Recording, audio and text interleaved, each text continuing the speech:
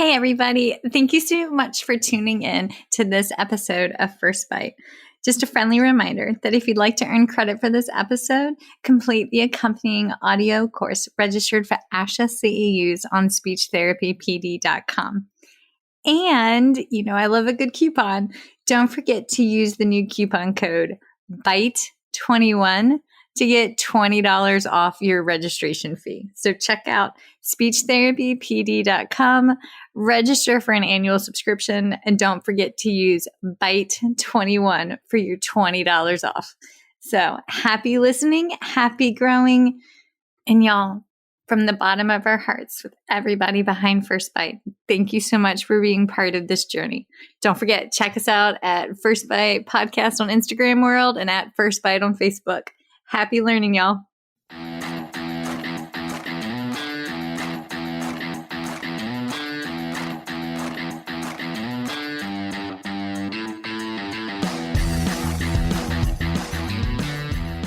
Hi, folks, and welcome to First Bite, Fed, Fun, and Functional, a speech therapy podcast sponsored by speechtherapypd.com.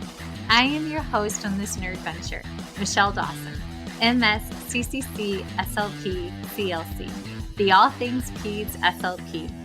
I am a colleague in the trenches of home health early intervention right there with you. I run my own private practice, Heartwood Speech Therapy, here in Coletown, South Carolina, and I guest lecture nationwide on best practices for early intervention for the medically complex and fragile child.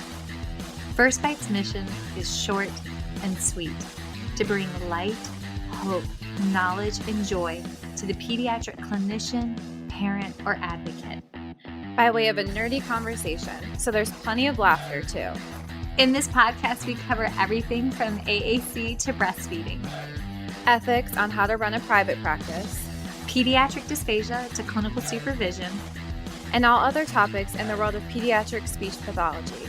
Our goal is to bring evidence-based practice straight to you by interviewing subject matter experts, to break down the communication barriers so that we can access the knowledge of their fields. Or, as a close friend says, to build the bridge. By bringing other professionals and experts in our field together, we hope to spark advocacy, joy, and passion for continuing to grow and advance care for our little ones. Every fourth episode, I join in. I'm Erin Forward, MSP, CCC, SLP, the Yankee by way of Rochester, New York transplant, who actually inspired this journey. I bring a different perspective, that of a newish clinician with experience in early intervention, pediatric acute care, and nonprofit pediatric outpatient settings. So sit back, relax, and watch out for all our squirrels and enjoy this geeky gig brought to you by speechtherapypd.com.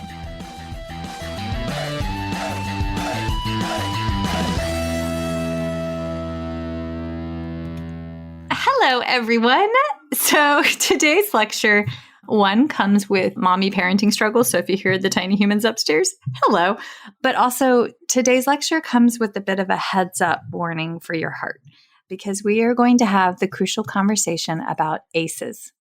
Now, I'm not talking about the nerdy girl SLP crushing her ACE award for earning like a boatload of CEUs.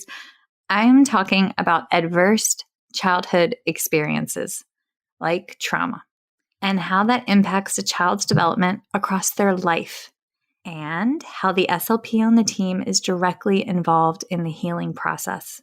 So, y'all, folks, you've been warned. The fact of the matter is we encounter ACEs every single day. Not necessarily our own, but we do bring plenty of that baggage with us. But I'm talking about the ACEs that our patients are feeling, the ACEs that their caregivers are bringing with them, the ACEs that the other allied health team members are bringing too. And through all of that chaos, it's on each and every one of us to show up, bring joy, utilize evidence-based practices, and start that little one on their healing process. And that's our calling. So how and where do we start? Well, that's where today's guest, Megan Branham, who holds a master's in social work, is a graduate from the Annie E. Casey Foundation's Leadership for State-Based Advocates, and currently serves as the VP of Strategy for North, a media company based out of South Carolina. She's here today to serve as a beacon of hope for all of us on this path.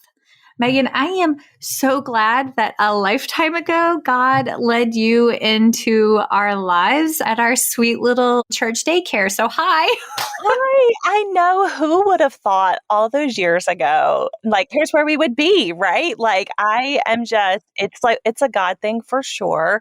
And I just love it when our paths crossed again recently. So I am so excited to be here. Thank you. So, y'all, a little bit of backstory. I basically embraced trauma as a theme this summer, which was like maybe in retrospect, not the greatest theme to embrace when you're like coming off of like major work endeavors and emotionally exhausted. But it's a huge part of what we encounter every single day. So this summer, my graduate student clinicians have worked through learning about trauma for our patients. Some of the coursework included this amazing book, The Body Keeps the Score, which I recommend every single person listening read it. We had Dylan Hartley, OTRL, with Advanced Institute for Development and Learning out of Greenville. He guest lectured to talk about trauma and polyvagal theory. He was on the podcast a while back. And Megan came and talked about this with my students. And you remember in grad school when you have the lecture and you're like, why did they bring this person here? And you like struggle through. I'm telling you that one, there wasn't a dry eye in the room. And there was also enough laughter that I did almost pee a little because post-mom baby bladder. And three, although I did trampoline jump last weekend and I totally peed a little.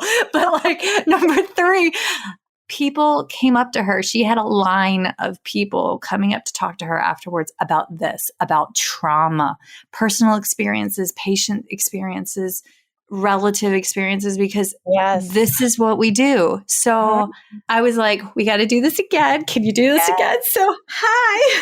Hi. I just have to say, your students are amazing. And I think I even texted you after. I was like, because I love working with students, right? Like, have taught, I'm a field supervisor. Like, your students just were amazing and gave me so much hope for the future of the profession, and like really feeling like South Carolina's children are going to be in great hands. So it was an amazing experience, and I'm so thrilled to like continue the conversation today, because it's one of those, I don't know about you, but you know, you start having these big conversations and then you have 1,000 more questions after, and like processing after, and just thinking and making the connections. And so it's really great to kind of be able to dive in a little bit deeper with you today, one-on-one.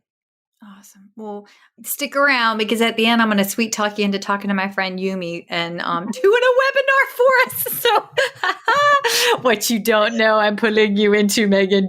All part of your master plan. I know. Master plan. But I promise I'll buy you a cold pint at Steel Hands when we're done to make up for it. I'm sold. I am there.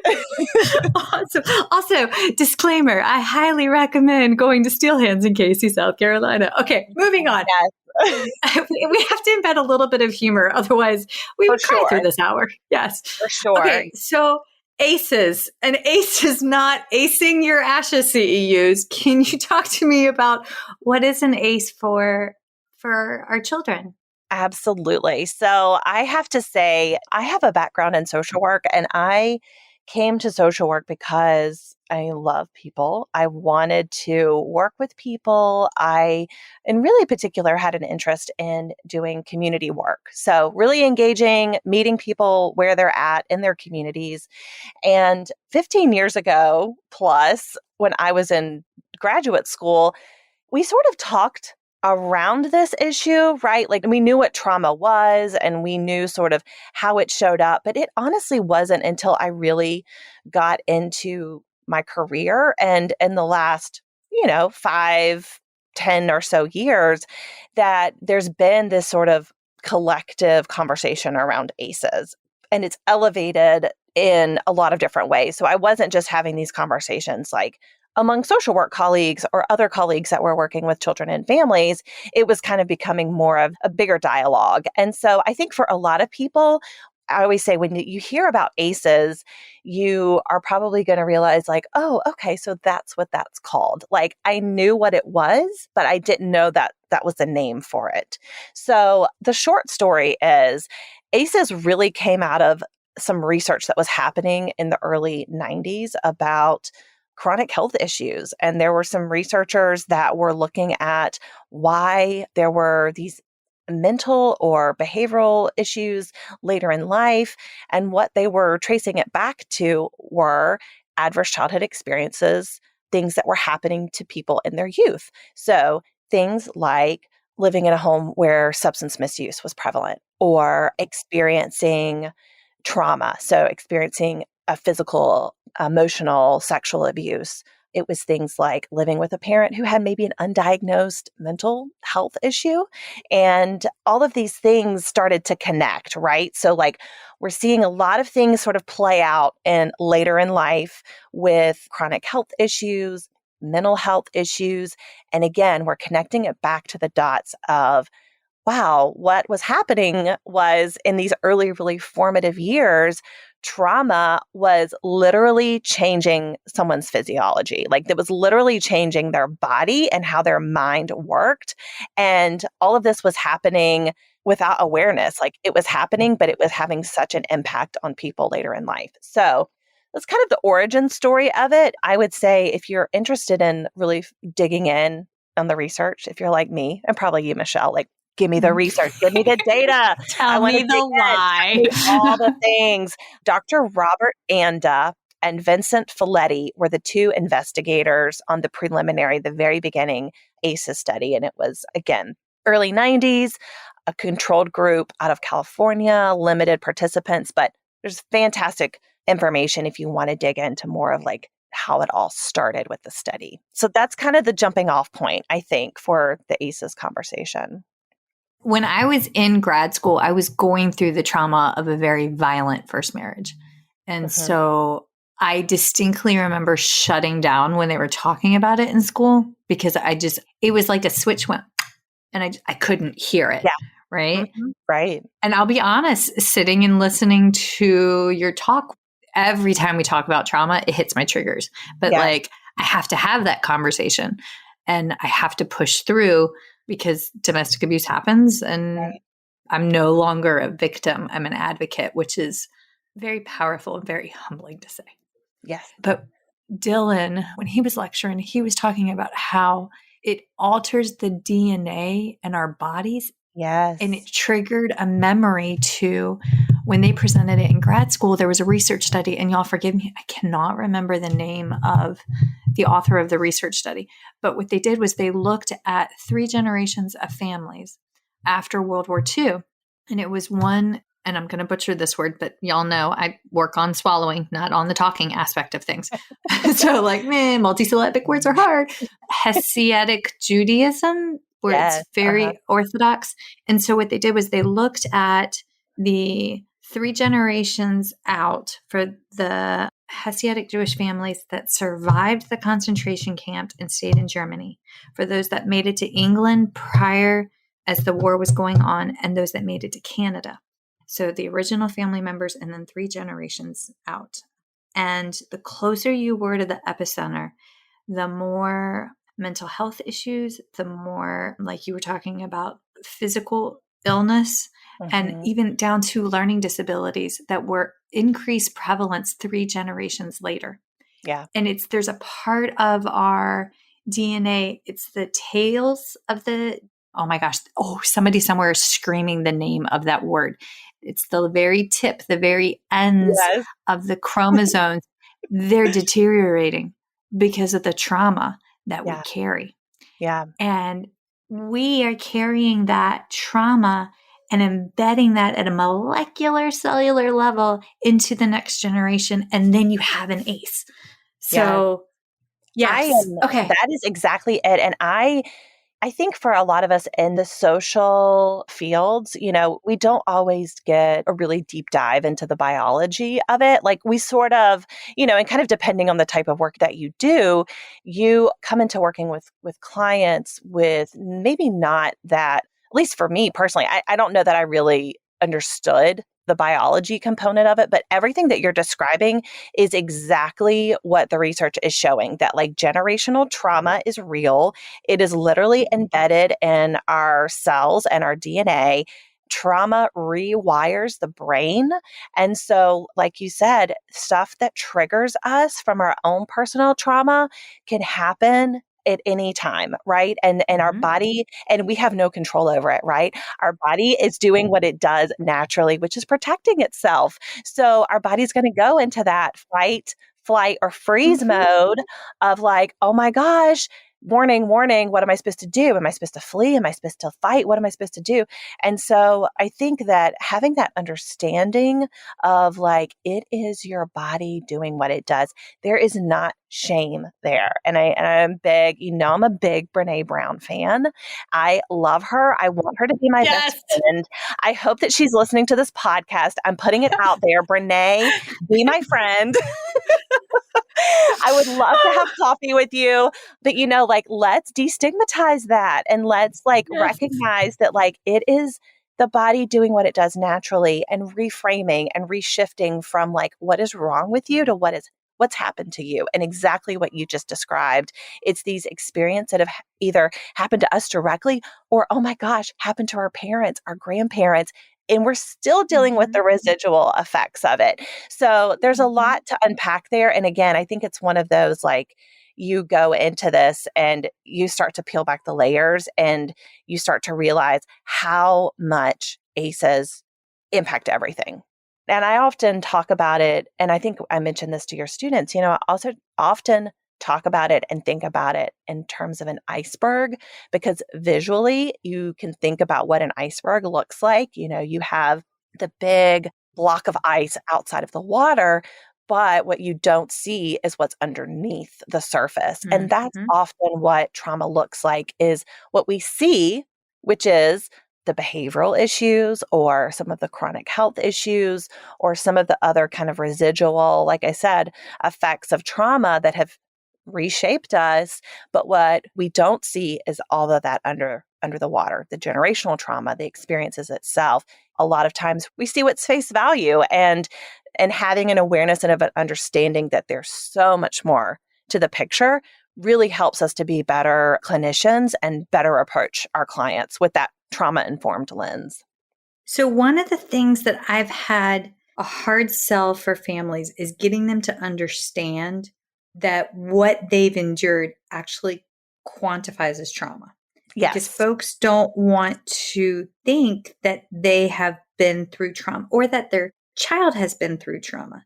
Especially my NICU babies, when they're like, but we, and again, I don't work in the NICU, but like the babies that I receive that have successfully navigated out of the NICU, you know what I mean? Right. And I'm like, but that was trauma. You go from, and Dylan explained it excellent yesterday, so it's fresh in my mind. You go from a safe space in the womb to all of a sudden you're ripped out of there and attached and being poked and prodded. And then God help you if you start having a bleed. Or what if your mom had substance abuse problems and now you're going through detox, but yet you're a preemie. And I've had patients that had full-term healthy pregnancies, and then all of a sudden they get stuck in the birth canal, and then they have the trauma of that experience. And let's not neglect the absolute trauma that is the delivery process, the trauma that is embedded in, you can speak to this, into the adoption process, and all of our foster warriors out there, not worrying in the sense, but advocate warriors. Yes. And all of those can be types of trauma. Yeah. I think that is a great starting point, because the original ACEs study was so limited, right? And there was only so much that we knew from that initial study, because again, this is not something we've really, it's been researched for a long time, believe it or not. I mean, trauma has existed right since the beginning of time, but it's not something that we've really studied for very long. And so, I think that some of the things that initial study showed and that subsequent studies have shown is that ACEs are common. They're very prevalent. Out of those 10 first sort of classic, what we describe as like the classic ACEs, your emotional abuse, domestic violence, some type of mental health, parents being separated or incarcerated. So you have those like sort of 10 original. And then from that, we see the list growing, right? Like, and I think we talked a little bit about this class of like, we know that trauma doesn't stop there, that kids who experience homelessness, or maybe there's like food insecurity in the homes, or, maybe there's a lot going on with the parents and there's unresolved trauma from them. And then how does that show up in their parenting?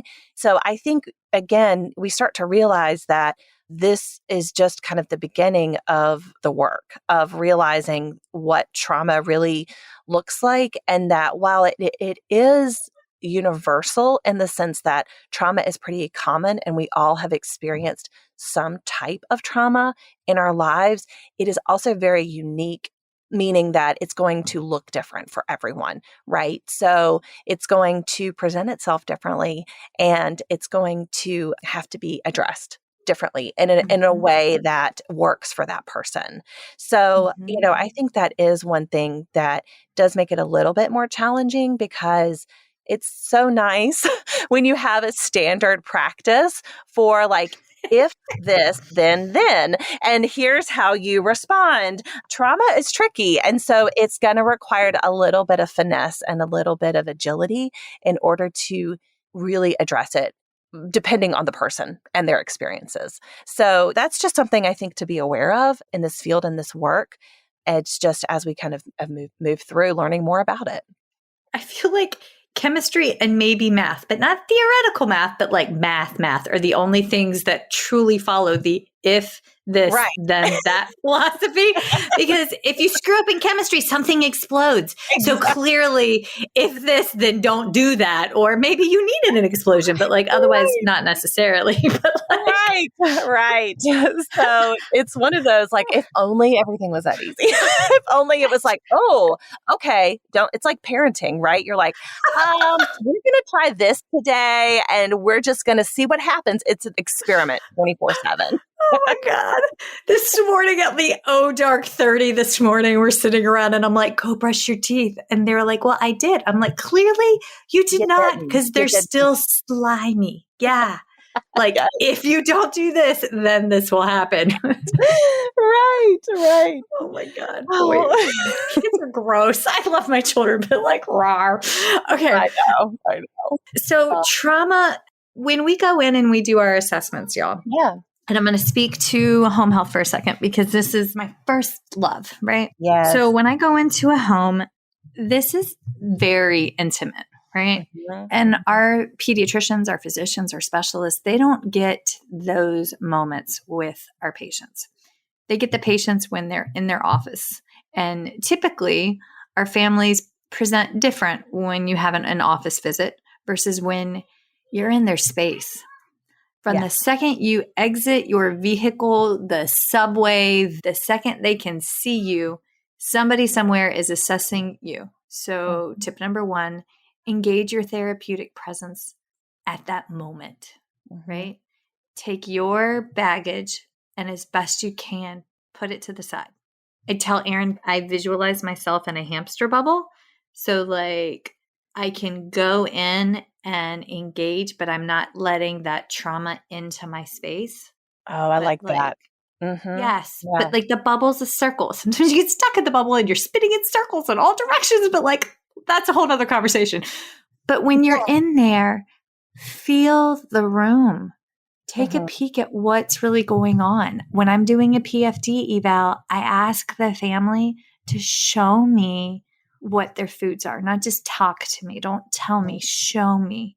Because when you open a cabinet and it's kind of bare, old Mother Hubbard style, that's when I'm like, okay, so we may need to make a phone call here and get this support over here.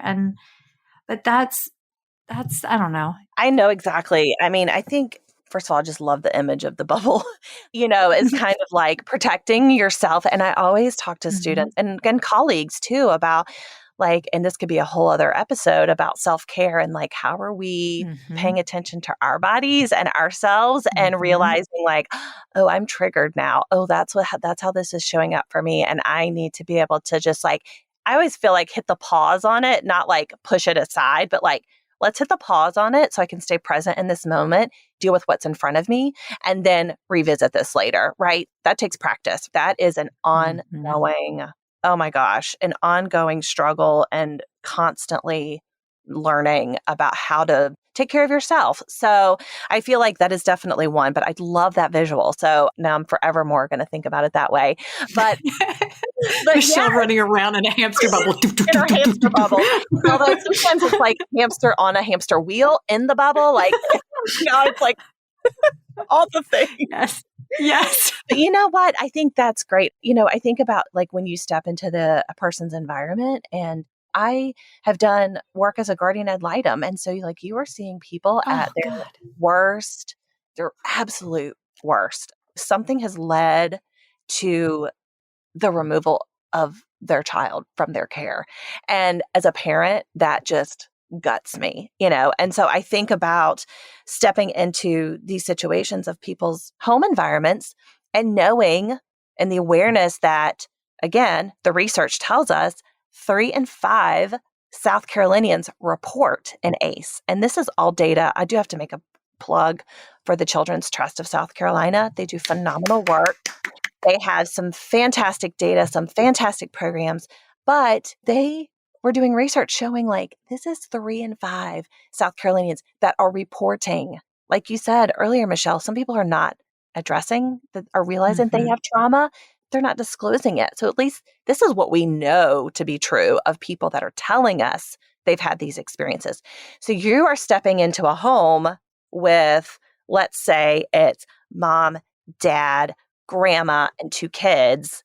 3 of them have had some type of an ACE, at least one, right? So right off the bat, you sort of know what the playing field is. And then I think from that, figuring out where to start. And I love that you are looking at not just kind of like we said, not just what's in front of you with that iceberg, but like, what does the cabinet look like? Are you able to provide? Are there areas in which you're struggling? Because it's all connected. You can't just be like, oh, you have food insecurity, but yet you are fulfilled in every other aspect. No. That's going to seep into it. And so, I think a lot of times too, checking yourself at the door, like you said, sort of checking any preconceived notions that you have about what that family is or is not, and really just being open to listening and observing and not just kind of coming in and like, okay, we're going to do this, check a list, move on. You really do have to approach it more from like curiosity and wanting to learn and understand so that you can really best serve a family in that setting. And what you said, implicit biases, that's what triggered in my head when you said yes, because Absolutely. we have implicit biases that we may not even be aware of. But when you look at our profession, speech pathologists, I can't speak to what social workers, what the overall demographics look like, but I mean, we're 97, I think, % female and 91% white women. Yeah. I probably have my percentages slightly skewed there, but I mean, it's basically a middle-aged white female dominated profession. Sure. Yep. And I don't know what I don't know, but God help me, I think I'm teachable. Right. I try to be. And if I'm not, he sure has a way of making me teachable. So like we'll learn it one way or the other. One way or another. That's what my dad always said. He's like, your learning style. You're the kid who had to pee on the electric fence. And I was like, well, yeah. And then I like wonder where Bear gets it from. But we have those. And I mean, an evaluation day or a re-eval day or a transfer and continuity of care day, that's your opportunity to get a whole nother fresh set of eyes in on a case. And I see trauma with my feeding kiddos and how they react when the food is presented to them? Do they go into startle reflex, like fight or flight, Moro reflex? Do they throw their arms out to their side and pull their hands up? Are their hands clenched? Those are other red flags. What about when they turn their head and purse their lips? I mean, folks, one horrifying fact that I remember from undergrad was when they were talking about infants and children and toddlers, when you're going to change their diapers, if they get very still on the table, that's a sign of tiny ears or upstairs, but molestation. Mhm. And you have to be aware of that being a red flag. I Mhm. like how we're like a floor away from my children having this conversation, but like working mom props. The reality. Yes, but Yeah. those are red flags that need to be talked about. And honestly, how many of us in the home health world have been there when a parent has to change a child's diaper right in front of you and they don't even think anything about it? I mean, you should be critically assessing all of these. And if you're doing a session with one caregiver and another caregiver enters the room and the child's behavior, demeanor changes, Mhm. and those you have to be aware of what's happening Yeah. because, yeah. I think that's it. Like, it really is. I feel like when I have these conversations with students or like early practitioners, like their eyes can start to get really big and it starts to feel a Yep. little overwhelming because it's like you don't want to miss anything. And I always, try to Mhm. reassure like, look, you're human, you're not going to pick up on everything. But the point Mhm. is that you are conditioning yourself to look at it again from that lens. We talk about being trauma informed, and that really means like responding in a way or working with someone in a way that you know that they've experienced trauma. And so we don't want to re traumatize. We don't want to assume that just because you did this, then this means this. But like you really want to start practicing a way of interaction that you can be aware or if something just doesn't quite, it just like, I don't know what it is, but it just doesn't quite feel right, that I have a trusted Mhm. colleague that I can go to and be like, you know what? This didn't feel like, I don't know. I wasn't sure about this, and to have that safe space to have those conversations. Because to your point earlier, if we have a field, and again, social work's very similar, predominantly women, predominantly white women, if we're working with a population that is predominantly Black or Latino, and we are not aware of the cultural pieces as Mhm. well, of like, oh, I could totally misread the situation, but it was part of their culture or part of their family practice. And so if I am not sort of like clued into that a little bit, then it may have a totally different outcome, right? And so I think that part Yes. of that is that sort of constant learning, assessing, having a safe place to sort of debrief and say like, Mhm. was I totally off on that? Or do you think I should have handled that differently?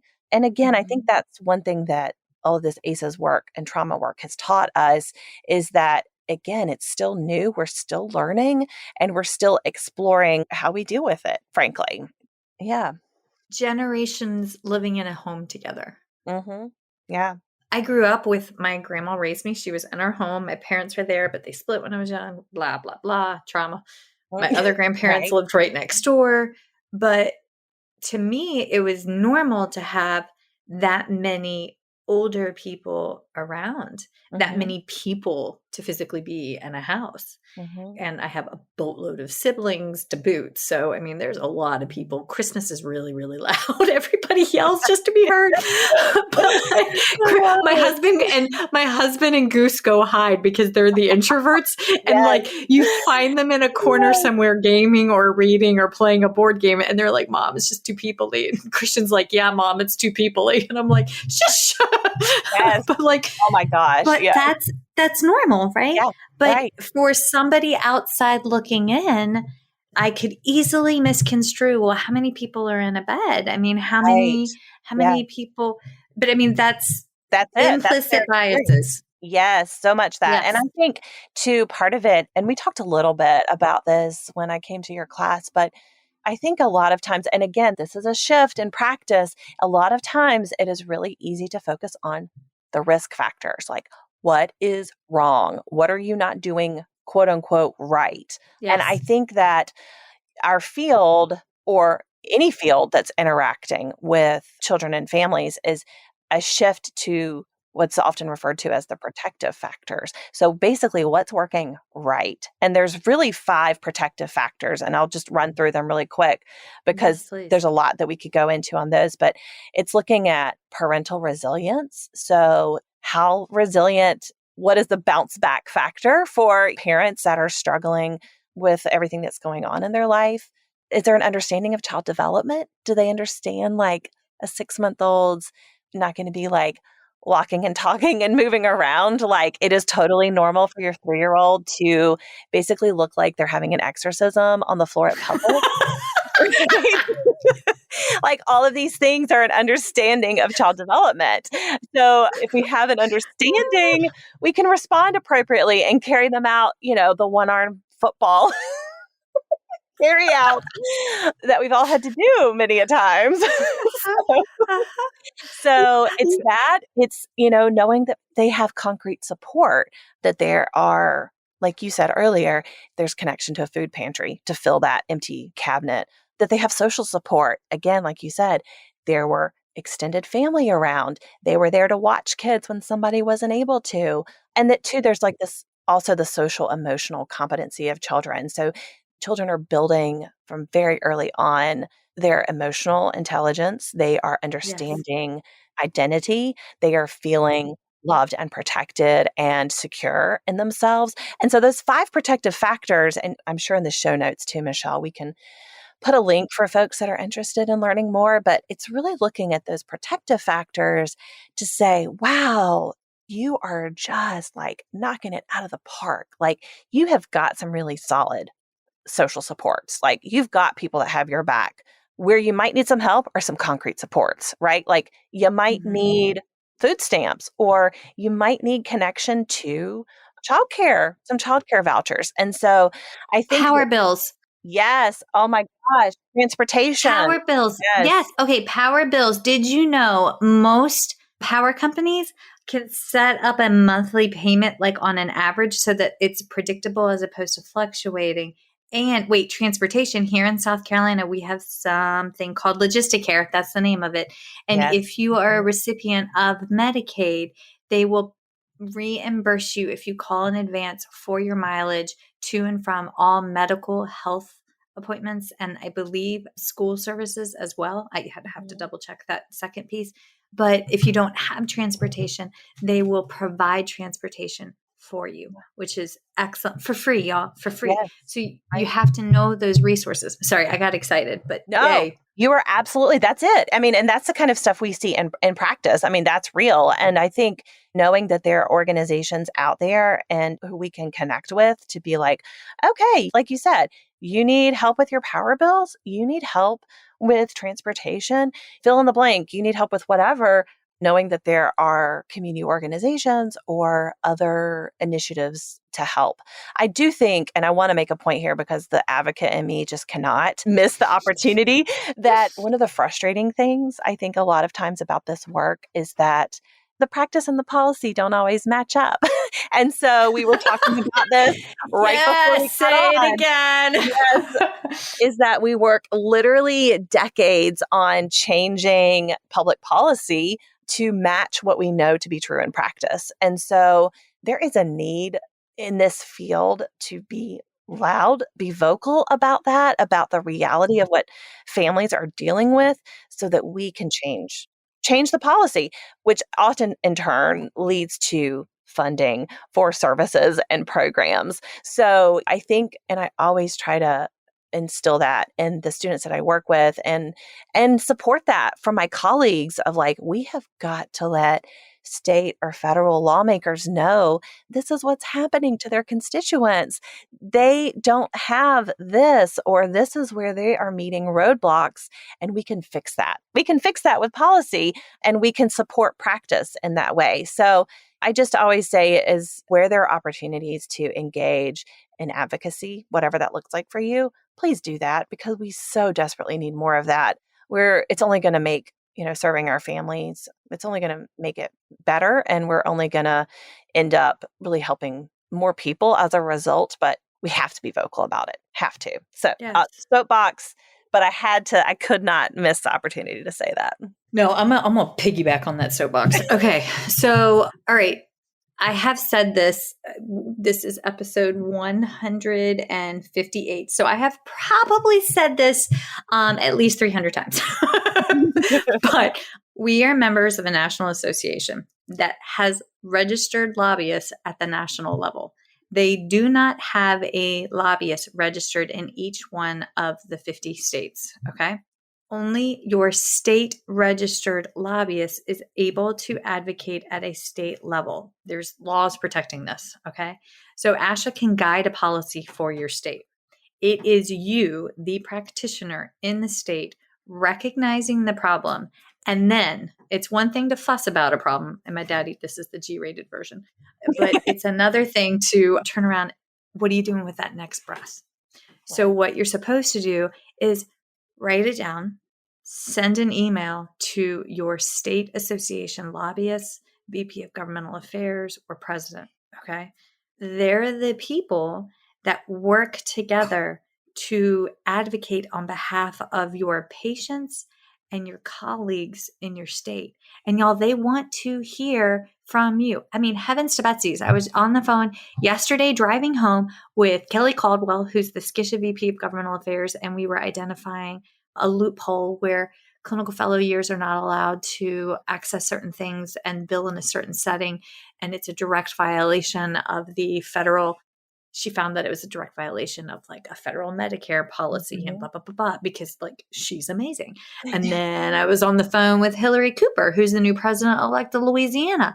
And she was talking about an issue that they're facing in their state. And I was like, well, hey, did you consider this? And she was like, oh my God, we can do that. She was like, we can enact this policy change. But I'm driving home. Yes, maybe I shouldn't be talking on the phone when I'm driving, but it's asking the question, seeking the counsel, and then turning around. And you may not need to be the person who carries it forward.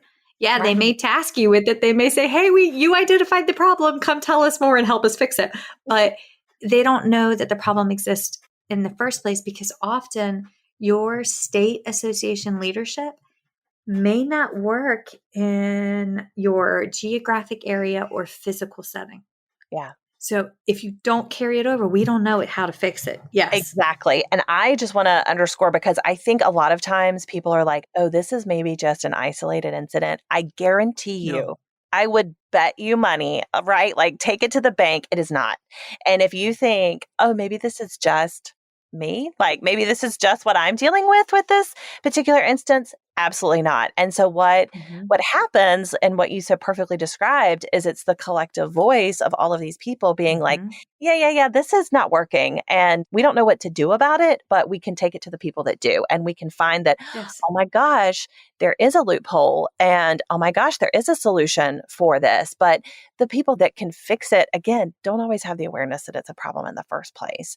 And so I think just having the conversation and being like, I'm just putting this out there. Like I said, I don't know what to do with it, but it seems like this should be fixable. So I think that I love that you made that plug, because I think a lot of times people are just like, it's so easy, right? It's so easy just to be like, it's not my problem, or I don't know what to do about it, so I'm just not going to do anything, but just be like, just have a conversation and be open and honest of like, I am really struggling, or man, I am seeing so many families really struggling with this, and there's got to be a better way.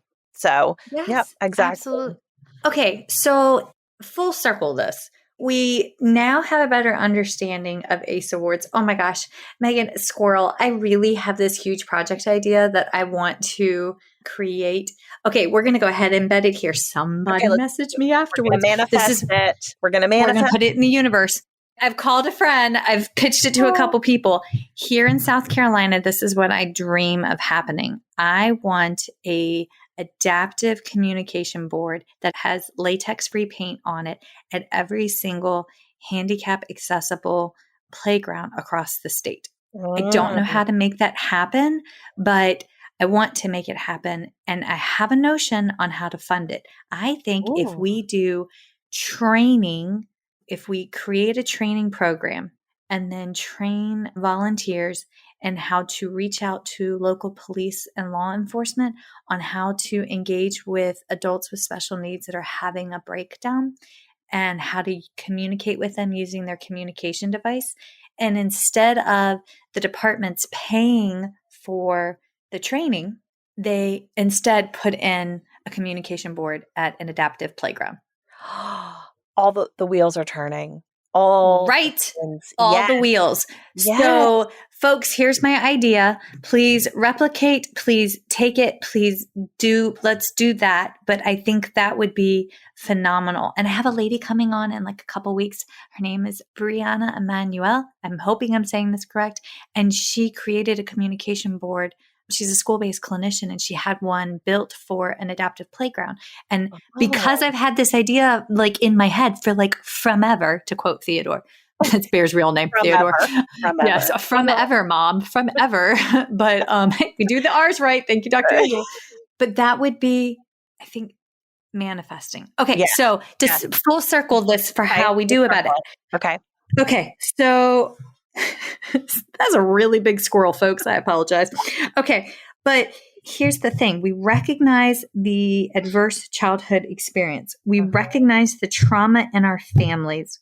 And we recognize big picture, now the steps involved in creating state advocacy for change, whether that be getting a communication board in place because we need one, or another notion for state advocacy for change. What about our patients that have celiac disease and gluten-free foods are not yet covered by STAMP benefits? How atrocious is that?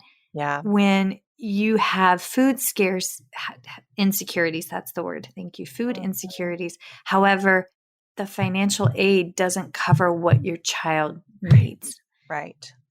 So what community resources? Where do we go for help? I think one thing I'll say about South Carolina is we are small, but we are mighty. And Tiny but mighty. Love it. Tiny but mighty. So at least in South Carolina, and I know, you probably have listeners from all over the country, all over the world. So also, hello to everybody from Australia, Italy, Japan, Germany, England, and New Zealand who bought at Chasing the Swallow. Thank you guys. I totally cried. Oh my gosh. We will take the show on the road. We will come to you as a selfless act. Oh my God, I love that. Yes, Megan and I. Aaron too, we're coming your way. I'm going. Yes, but no, and it really depends on, and I can talk specifically about South Carolina, but these organizations are everywhere. And I think it's finding organizations, I mentioned Children's Trust earlier, just that are doing the research, doing the policy work, and doing the programming in helping to serve families. And I think about other organizations like Family Connection of South Carolina that are really working with families who have children who have some type of either disability or other chronic health issues that they're working on. There are some really great nonprofits in our state that are serving families, meeting them where they're at.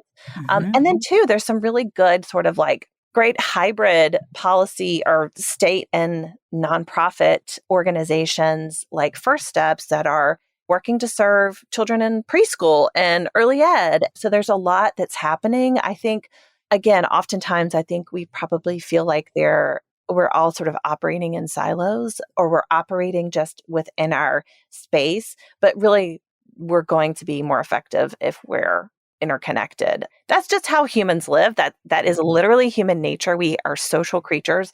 We have to be connected. And our organizations, right? Our collective work has to all be connected.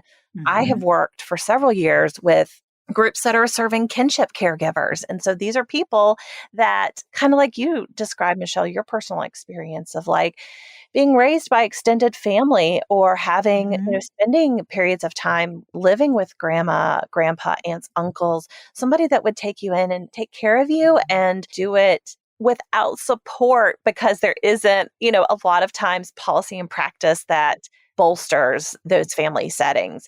And so I just have to brag and say there is a great network of organizations across the state that are working and serving kinship caregivers. And a lot of this is back to the protective factors, a lot of it's, helping to meet concrete supports, getting them money so that they can pay for school expenses or all the things that come with raising a kid without cashing out your retirement, right? Because you are now unexpectedly raising children that you didn't plan for, but are willingly and ready to do. So just things like that, where we're trying to figure out how to support families and simultaneously address their trauma, right? Address all of the generational trauma that comes with it. So there are a lot of organizations that are sharing best practices, sharing resources, again, with the goal in mind, the end result in mind of making sure families and children get the help that they need. So I would say wherever you practice, get to know your local community organizations. There are always going to be some version of parent advocacy organizations. There's always going to be some type of child advocacy organizations, early ed, you name it. I mean, you can go down the list. It's just finding who they are for you locally and building those relationships and making those connections, because nobody is able to do everything. We're just not. We're never going to do it. We need to stop trying.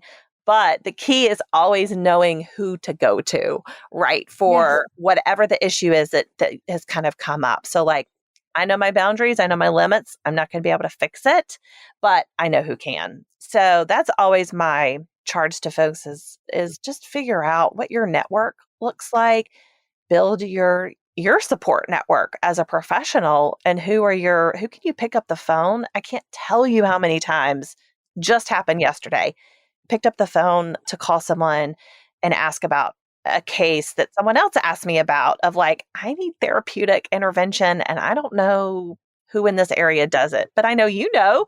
So can you tell me who I can refer to?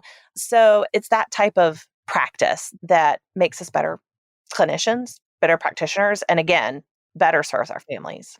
Okay. So I have so many happy thoughts, but I have to pull my references. Okay. Also, the kids are jumping upstairs and they're not supposed to be. And so the ceiling fan is shaking. So y'all, you're welcome for the background rattle. We're apparently jamming out upstairs. So one, we are mandatory reporters right out the gate, right? So if you see it and you say nothing, that's a problem. And yes, when you're a mandatory reporter, they will ask for your content information, but they will keep it private, okay? Because that's protected by law. Okay, so there is a piece in here in our code of ethics where we are supposed to make referrals, okay? It is our responsibility to make referrals, and I will find it. But go back and there we go, rule of ethics. I will eventually find this position statement in the ethics, but here it is. Rule of ethics, principle of ethics 4, rule of ethics A. Individuals shall work collaboratively when appropriate with members of one's own profession and or members of other professions. And where is the one that says referrals? Okay, whatever, it's in there. But here's the thing. You are allowed to, in your plan of care, make a request for a referral for the family, their caregivers, the child to receive counseling. We can make the referral request. Can you make a referral as a speech language pathologist yourself? No, we're not the licensed physician, but we can request that the referral be made. Okay. Yeah. And so that's a huge piece because it is. And I think that's the part of like realizing you as the advocate, right? So like, and I think I love that. I love that there's the guiding principles of your ethics of your profession that say, lay out clearly, here's your roles and responsibilities. And so within those parameters, what am I required to do? And where's my boundaries? What am I supposed to be doing? But yeah, making sure that you are an advocate and requesting that. So I think that's perfect. That's exactly, and that's really what it takes, right? To getting to the point where we're helping people deal with their trauma, right? As being that spokesperson for people. They may not be able to advocate for themselves, or they may feel like they're not being heard. And so giving them the space and the place to do that. I mean, again, life-changing. Now, there's one other piece that we have to work in about patient-client abandonment. Okay. Mm-hmm. And that ties in a couple different ways. One, making a referral to social services does not mean that social services is going to show up for every single case and remove the child from the home. Mm-hmm. That's a huge misunderstanding, right? Absolutely. Yes. Mm-hmm. Yes, some circumstances absolutely they will, but other times they're going to come in and this is your world, not mine. But don't social workers come in to help the family in that moment of crisis instead of just removing the child? Isn't that Yeah. like y'all's first target? Absolutely. And I think that I love that you said that because I think there are a lot of misunderstandings or misconceptions maybe about what happens exactly when DSS or some other child welfare entity is involved. It's like they may assess and determine that the risk is not there, the need is not there. Now, we can debate that about, well, I think there is, but maybe they don't think there is the need has risen to that level requiring the child to leave the home. Maybe they need some in-home services, right? And so I think that there is having that understanding, at least generally, of the process of like, just because you make the call doesn't automatically mean that this is going to happen. It is truly a process and it can take a while, right? It's not going to resolve itself overnight. And so being aware that that's what's going on once you initiate that contact is important, is really important to understand that. So, as a practitioner, it is within our scope of practice that we do not have to provide services in a situation where we are fearful for our own well-being, right? So, personally, I have discharged families and transferred and made reports when I felt sexually harassed by a caregiver in the home, especially when I was pre-children and 10 years younger. Yeah. And then I had one case. Now I'm so mad because I put up with it for so long because I was so afraid and I would go do therapy and like the father was just completely inappropriate and I was afraid. But I mean, young, naive, you learn, you grow. This is why I'm telling you now, right? Yeah. But I've had situations where I've gone and done a therapy session and there was illicit narcotics in the home and I've had to contact DSS and police. And then I've had to discharge and not return for safety. Yeah. And I did that, but I made the referral that the child to the pediatrician contacted, relayed what happened, what occurred, and said, I recommend for clinician safety that the child also receive services in a private practice out of the home. And you can do that. And I know that we're already over on time, but like I just had to get those. Yeah. So when you're encountering ACEs that place you in jeopardy, and it's the child, the patient's ACEs as well, make sure that you're putting those supports in place for the child and make those referrals, but also make sure that you're putting supports in places for you so that you can stay in your safe hamster bubble. Dun, dun, dun. Exactly. It all comes back full circle. Yes. Perfect. Do a hamster ball. Huzzah! Hamster ball. Oh my God, I love you so much. Oh, dang, that was fun. Okay. All right. So you got to come back. All right. So we got to do this again. We'll do it again. We'll do a road show. We'll do a live recording from Steel Hands. We'll do all of it. Whatever is required. Whatever is required. But yeah, I would love to. And I would love to just hear from your listeners too. Like what resonates with them, like what they're curious about as we continue this conversation, because we're all learning. We're all just learning. Yes. Nobody's doing it perfect. Nobody's doing it right. We're all figuring it out. How do they reach you, Megan? All the ways. You can find me on social. I am forever on Instagram. So Moxie Megs, SC. I am a text girl. Listen, you can text me. This is my phone number. I will give out my phone number because I believe in this so much. So 803-727-5769. Text me. And I always say this to everybody, every presentation I do, like, listen, I know what it feels like to not feel like you have a safe space to like ask a question or like, I don't know what to do. I am forever willing to be a sounding board to people. And as we're all trying to figure this out, because so many people did it for me, right? And especially early on in my career. And I have colleagues now where I just text in the middle of the night and I'm like, I don't know what to do about this. So please reach out to me. I'd love to hear from people, seriously, as we continue to move this work forward, because we're all doing it for the people that we love and serve. So we're in it together. And thank you for this opportunity again, Michelle. I think every Friday morning should start with coffee and a podcast with you. Honestly, this whole summer, I've done that every Friday morning and then on Sundays during nap time. And the catch is Goose hasn't napped in years. Bear still needs a nap, but whether or not he wants or does but whatever. So if you text me on Friday mornings and I don't respond, it's because I am. Yes, right. Awesome. Thank you. Okay, so everybody that's listening, we love it when you follow us on Instagram at First Bite Podcast. Check out the new book. I guess it's not as new. It's been out for 2 months. It's also on Instagram, Chasing the Swallow. And we have our First Bite Facebook page. We are always extra appreciative when you leave us a review for First Bite on the Apple Podcast, as well as tell me what you loved about Chasing the Swallow on Amazon. And don't forget that Chasing the Swallow has recently been approved for 13 and a half hours of continuing education for SLPs through speechtherapypd.com, which brought this lovely podcast to you today.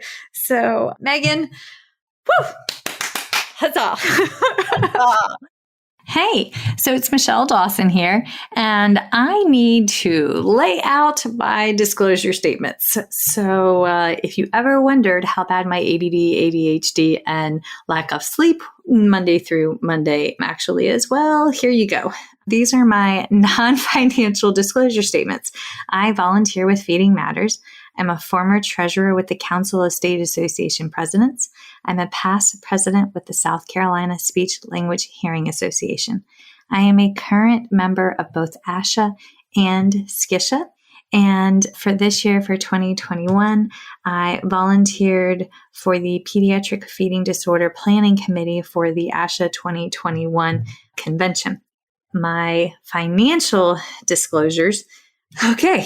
All right. So I receive compensation for First Bite presentations, as well as talking teletherapy and understanding dysphagia from speechtherapypd.com.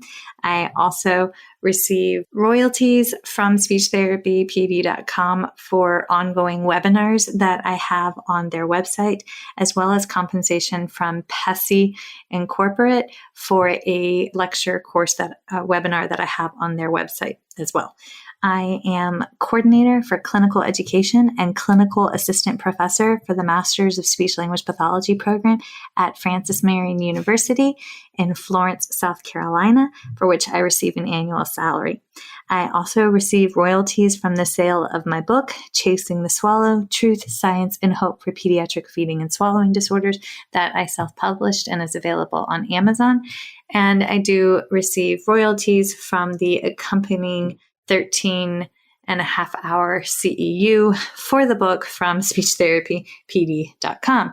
So yeah, I stay pretty busy, but those are my financial and non-financial disclosures. If you ever have any questions, please feel free to reach out. All right. Thanks, y'all. Bye. This is Megan Branham. These are my financial and non-financial disclosures for today's podcast. I do receive financial compensation from North and Family Connection of South Carolina, and additionally receive financial compensation for today's presentation. For my non-financial disclosures, I currently serve as the volunteer chair of the Sisters of Charity Foundation of South Carolina's Kinship Care Advisory Council. Feeding Matters guides system-wide changes by uniting caregivers, professionals, and community partners under the Pediatric Feeding Disorder Alliance. So what is this alliance? The Alliance is an open access collaborative community focused on achieving strategic goals within 3 focus areas: education, advocacy, and research. So who is the Alliance? It's you. The Alliance is open to any person passionate about improving care for children with a pediatric feeding disorder. To date, 187 professionals, caregivers, and partners have joined the Alliance. You can join today by visiting the Feeding Matters website at www.feedingmatters.org. Click on PFD Alliance tab and sign up today. Change is possible when we work together. That's a wrap, folks. Once again, thank you for listening to First Bite, fed, fun, and functional. I am your humble but yet sassy host, Michelle Dawson, the All Things Peds SLP. This podcast is part of a course offered for continuing education through speechtherapypd.com. Please check out the website if you'd like to learn more about CEU opportunities for this episode, as well as the ones that are archived. And as always, remember, feed your mind, feed your soul, be kind, and feed those babies.